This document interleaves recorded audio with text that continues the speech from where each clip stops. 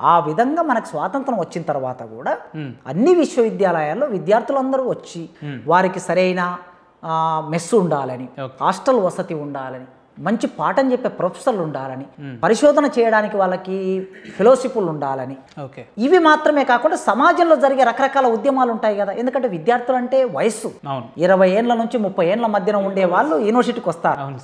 చెరబండరాజు అన్నాడు, యువతరమా నవతరమా ఇదే అదను కదిలిరమ్ము, నీ యవ్వన తేజంతో ప్రజాపోరు నడవాలి, ఈ దేశానికి కళ్ళు నీవే కాళ్ళు నీవే, నీ రక్తం చిందించగా ఈ దేశం ఫలించాలి అన్నాడు.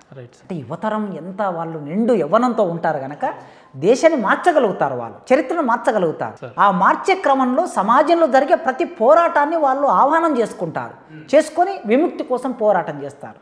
మన కళ్ళ ముందు తెలంగాణ ఉద్యమం జరిగింది. విద్యార్థులు లేకపోతే తెలంగాణ ఉద్యమం ఎక్కడ? అసలు యూనివర్సిటీ లేకపోతే తెలంగాణ ఉద్యమం లేదు కదా. కనుక ప్రతి సందర్భంలో తమ సమస్యలను పోరాటం చేస్తారు, సామాజిక సమస్యలను పోరాటం చేస్తారు. అది విద్యార్థుల బాధ్యతగా గుర్తిస్తారు. అయితే చదువు ఉద్యమం సమానంగా జరగాలి, రెండు ఏకకాలంలో. మనకి ఉస్మానియా విశ్వవిద్యాలయంలోనే ఫిజిక్స్ డిపార్ట్మెంట్లో గోల్డ్ మెడల్ పొందినటువంటి జార్జి రెడ్డి ఉన్నాడు. జార్జి రెడ్డి ఆనాడు పీడిఎస్ అనే ఒక సంఘం ఉండేది, ప్రోగ్రెసివ్ డెమోక్రటిక్ యూనియన్ అనేది, స్టూడెంట్ యూనియన్ అనేది ఉండేది ఆ రోజుల్లో. అంటే ఎప్పుడు ఇది 67, 68 సంఘం చెప్తున్నాడు, 70, 72. ఆ రోజుల్లో ఆయన లైబ్రరీలో కూర్చుంటే విస్తృతమైన అధ్యయనం చేసేవాడు. ఆయన పేపరు ఎగ్జామ్ పేపర్ రాస్తే ఆ ఎగ్జామ్ పేపర్ను ఎవాల్యూ చేయడానికి బాంబే పంపించారట. ఆ బాంబే పంపిస్తే అక్కడ ఉన్న ప్రొఫెసరు ఆ పేపర్ దిద్ది మళ్ళీ ఉస్మానియా యూనివర్సిటీకి పంపించి, నేను ఈ స్టూడెంట్ను కలవాలనుకుంటున్నాని లెటర్ రాశారట ఓయూ ఫిజిక్స్ డిపార్ట్మెంట్ హెడ్కు. లెటర్ రాస్తే ఆయనను ఇన్వైట్ చేశారు. వచ్చి ఉస్మానియా యూనివర్సిటీలో జార్జి రెడ్డిని కలిశాడు, ఒక పేపర్ దిద్దిన ప్రొఫెసర్. కలిసి ఆ బాంబేలో ఉన్నటువంటి యూనివర్సిటీలో నీకు ఫెలోషిప్ ఇస్తాం, పిహెచ్డి చేయడం కోసం ఇక్కడికి రమ్మని ఇన్వైట్ చేశారు. అట్లాంటి అరుదైన అవకాశం ఎవరికి లభిస్తుందండి? ఆయన విద్యార్థి ఉద్యమ నాయకుడు, ఒక నమూనా కలిగిన నాయకుడు, ఒక వీరన్న, మారోజు వీరన్న. 1990, 92, 93 కాలంలో అదే ఉస్మానియా యూనివర్సిటీలో ఫిలాసఫీ చదువుకున్నారు. తర్వాత సంతోష్ రెడ్డి గారు అదే ఉస్మానియా యూనివర్సిటీలో ఫిలాసఫీ చదివి ఫిలాసఫీ మీద ఒక థీసిస్ రాశాడు ఆయన. వీళ్ళు విద్యార్థి ఉద్యమ నాయకులు అంటే ఒక నమూనా కలిగిన విద్యార్థి, ఒక భగత్ సింగ్, ఆజాద్ చంద్రశేఖర్ నమూనా కలిగిన విద్యార్థి ఉద్యమ నాయకులు వీళ్ళు. ఆ రోజుల్లో అటువంటి ఉద్యమాలు ఇప్పుడు ఉన్నాయా సార్? అంటే ఎగ్జాక్ట్లీ నేను అదే చెప్పబోతున్నా. ఇంత నమూనా కలిగిన విద్యార్థి ఉద్యమ నాయకత్వం, సైద్ధాంతికంగా సిద్ధాంతం కోసం పోరాటం చేసి తమ ప్రాణాన్ని త్యాగం చేసిన నాయకత్వం ఉన్న ఈ స్థితిలో ఇవాళ విశ్వవిద్యాలయాల్లో విద్యార్థి సంఘ నాయకత్వం అంటే విషాదం అనిపిస్తుంది. సమస్యల మీద కాకుండా తమ వైయక్తిక ఎజెండాల మీద పనిచేస్తూ, వ్యక్తిగత ప్రయోజనాల మీద పనిచేస్తూ ఉన్నారు. ఇట్లా పనిచేయటం, ఈ సంఘం ఆ సంఘం అనేటటువంటిది అన్ని సంఘాలు ఒకే పద్ధతిలో పనిచేస్తూ ఉన్నాయి. ఇట్లా పనిచేయటం వలనే భారతదేశంలో, ముఖ్యంగా మన తెలంగాణ, ఆంధ్రప్రదేశ్ రాష్ట్రంలో రాజకీయ నాయకత్వంగా విద్యార్థి సంఘాలు ఎదగటం లేదు. విద్యార్థి సంఘాల్లో పనిచేసిన వాళ్ళే కదా రాజకీయ నాయకత్వం. ఎంత బూర్జువా పార్టీలు అయినా కానివ్వండి అండి, కొన్ని విలువలతో ఉన్న నాయకత్వం గురించి చెప్తాం మీకు. మనకి జైపాల్ రెడ్డి గారు కాంగ్రెస్ పార్టీలో, జైపాల్ రెడ్డి గారు ఉండే సీనియర్ నాయకుడు, ఆయన పార్లమెంట్ లో మాట్లాడితే మంచి ఇంగ్లీష్ లో మాట్లాడితే ఆయన ఏం మాట్లాడుతున్నాడో కొన్ని పదాలకు అర్థం తెలవక పక్కన ఉన్న సభ్యులు డిక్షనరీ పక్కన పెట్టుకొని డిక్షనరీ వెతికేవాళ్ళట. అంత అద్భుతమైన స్పీకర్ ఆయన జైపాల్ రెడ్డి, అనర్గళంగా మాట్లాడాడు. ఆయన ఉస్మానియా యూనివర్సిటీ లా కాలేజీలో చదువుకున్నాడు. ఆనాడు ఎన్ఎస్యుఐ నాయకుడు ఆయన. వరవర్రావు గారు వాళ్ళ జైల్లో ఉన్నారు. వరవర్రావు గారు, జైపాల్ రెడ్డి గారు కాంటెంపరర్స్. అదే విధంగా వెంకయ్య నాయుడు గారు బీజేపీ పార్టీ, ఆయన సిద్ధాంతం వేరే ఉండేది. ఆయన ఆంధ్ర యూనివర్సిటీలో చదువుకున్నాడు. విద్యార్థి ఉద్యమంలో ఆనాడు జయాంధ్ర ఉద్యమానికి నాయకత్వం వహించాడు. రాజకీయాల్లోకి వచ్చాడు తర్వాత క్రమంలో. ఇట్లా మీకు ఎందరి పేర్లైనా చెప్పొచ్చు. విద్యాసాగర్ రావు గారు గవర్నర్ గా పనిచేశాడు, ఆయన లా కాలేజీలో చదువుకున్నాడు. ఇట్లాంటి నాయకత్వం ఎంత విలువలతో ఉన్నారో చూడండి. మరి ఇవాళ రాజకీయ పార్టీలోకి వచ్చినటువంటి ఎమ్మెల్యేలు, ఎంపీలు మాట్లాడుతున్న భాష మనం వినగలమా?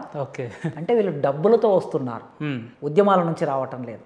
ఇది ఒక విషాదకరమైన పరిస్థితి విద్యార్థి ఉద్యమాల్లో కొనసాగుతుంది. సార్, మీరు యూనివర్సిటీ ప్రొఫెసర్గా ఉన్నారు కాబట్టి ముఖ్యంగా ఏ యూనివర్సిటీ అయినా కూడా, లేదా ప్రధానంగా ఉస్మానియా యూనివర్సిటీ అనుకుందాం, ఉస్మానియా యూనివర్సిటీకి పూర్వవైభవం రావాలని అంటే ప్రొఫెసర్లు చేయాల్సిన బాధ్యత ఏంటి, రాజకీయ నాయకులు లేదా రాజకీయ పార్టీలు చేయాల్సిన బాధ్యత ఏంటి సార్? అంటే మంచి ప్రశ్న అడిగారు.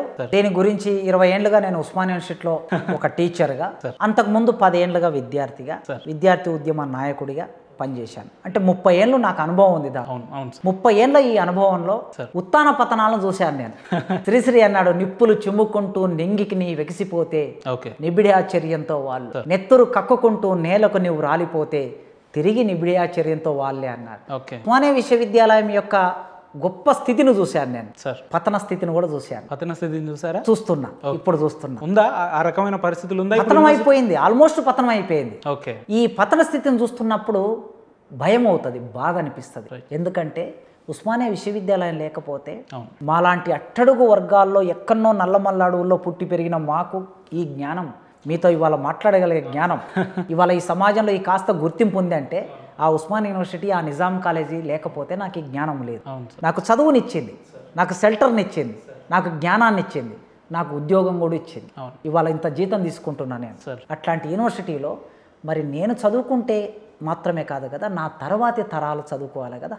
ఎందరో ఇంకా ఆ వెలివాడల నుంచి, ఆ వెనుకబడిన ప్రాంతాల నుంచి, ఆ అంటరాని గూడాల నుంచి, ఆ డబ్బులు లేని అగ్ర కులాల్లో కూడా డబ్బులు లేని చాలా మంది పిల్లలు ఉన్నారు. పై కులాల బ్రాహ్మణులు, రెడ్లు, వెలమ, కమ్మ, కాపు అన్ని కులాల్లో డబ్బు లేని వాళ్ళు ఉంటారు. వాళ్ళు కూడా వచ్చి చదువుకోవాలి కదా. వాళ్ళకి చదువుకోవడానికి సరైన వసతులు లేని పరిస్థితి చూస్తే బాధ అనిపిస్తూ ఉంటుంది.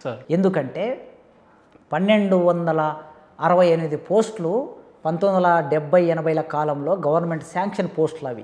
1268 పోస్టులు ఉండవలసిన చోట ఉస్మానియా యూనివర్సిటీలో ప్రొఫెసర్ పోస్టులు ఇవాళ 350 మాత్రమే ఉన్నాయి. అంటే దాదాపుగా 1000 పోస్టులు ఖాళీ ఉన్నాయి. 1000 పోస్టులు ఖాళీ ఉన్న చోట నాణ్యమైన విద్య ఎక్కడ అందుతుంది పిల్లలకి? అందదు.